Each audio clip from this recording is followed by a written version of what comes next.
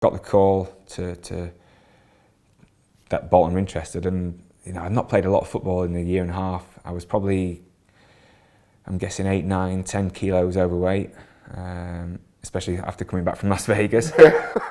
You have to get weighted on the helicopter, and I remember getting on there and I was like 101 kilos or something. I was like, what? I think that was one of those moments as well where you think, whew, I've let myself go a little bit, yeah.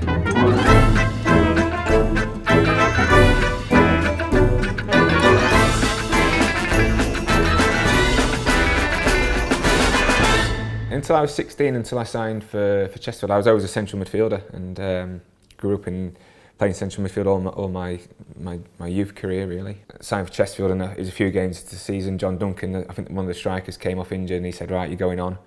And he just threw me on up front, and I enjoyed playing up front. What's it like in such a manly environment as basically a child? That upbringing with my brother, I think that put me in good stead, really. I was tough. 5, 6, 7, 8 years old, we were out there playing. I remember being in goal once, and my brother smacked a ball and it broke my wrist, and he was like trying to put it back in place and trying to play on. It was like, okay. You're in this dressing room with these guys, you're 16 years old, it's the filthy jokes, presumably they're talking about what they got up to at the weekend and all.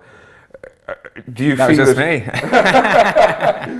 do you feel at home in that environment when you're that age, or is it a bit like, I don't know about this? I remember just hoovering the corridor as part of my jobs on the match day, and one of the staff came and said, get down there, and I remember walking down to the dressing room and he said, you're on the bench, and a few of the older pros like Sean Dyche and people saying, you're petrified. I said, nah, get me on there, I want to play, Wasn't scared at all, just sat there and got my chance in that game, and never looked back, really. Southampton came in for you and paid about 750 grand, and then you went to Blackburn for 7.5 million, and then the wheels started to come off.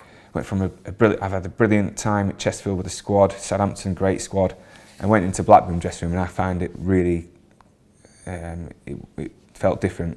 And I'd had the injury, I was recovering from that, coming back, the price tag. I was only sort of 22 years old as well. It was a lot of money, and I know the Blackburn fans have never really forgiven me for that. It must get pretty depressing if you're not wanted by a particular manager, you're not part of his plans. If I could change things now, I probably would. I think some of my behaviour back then was immature. But I looked at the other strikers there and I thought, I know I'm better than them.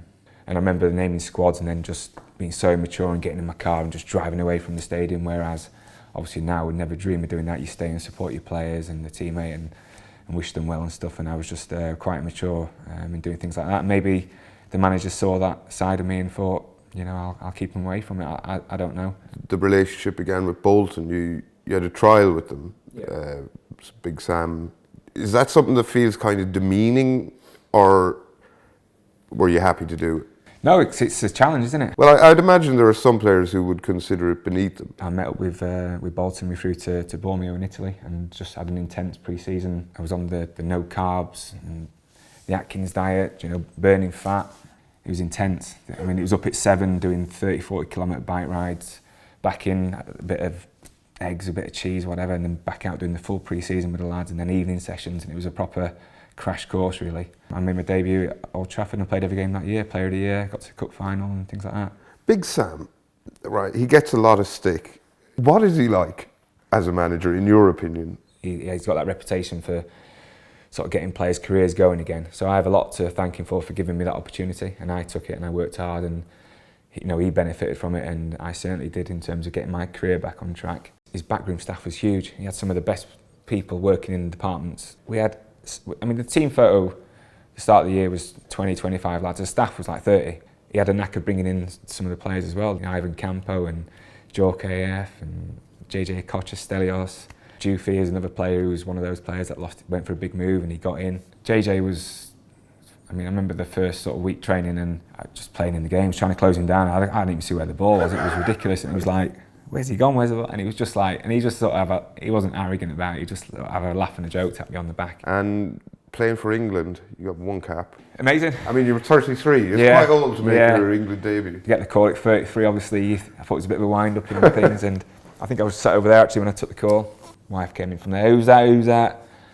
I said, it's the FA, I've just been called up to the England squad, and it was obviously a lot of tears from Emma. And yourself? It was, I think I was in shock. Right. I think I was in shock, and obviously walking into the dressing room on the day, seeing my shirt hung up, was quite an emotional time. I think it was something I desperately wanted, but without publicly saying it. Fabio Capello, he'd seen enough to put me on for the 20-25 minutes. I've not actually seen the game back. If I look back on the whole of it, that England was the pinnacle, being one of the best 10-11 players in the country.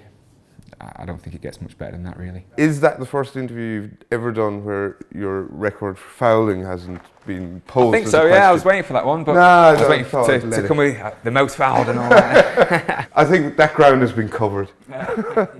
You cite Juan Roman Riquelme as one of your big influences. How I learnt about Riquelme was YouTube. I got on YouTube and old videos of Zidane and Bestie. I got all them. Before you know it, I'm YouTubed up to the max. It's amazing how much you watch through YouTube. It's mad. You go on YouTube and then you go on car crashes, then you go on planes really struggling to land, and then you go on earthquakes and you go on aliens.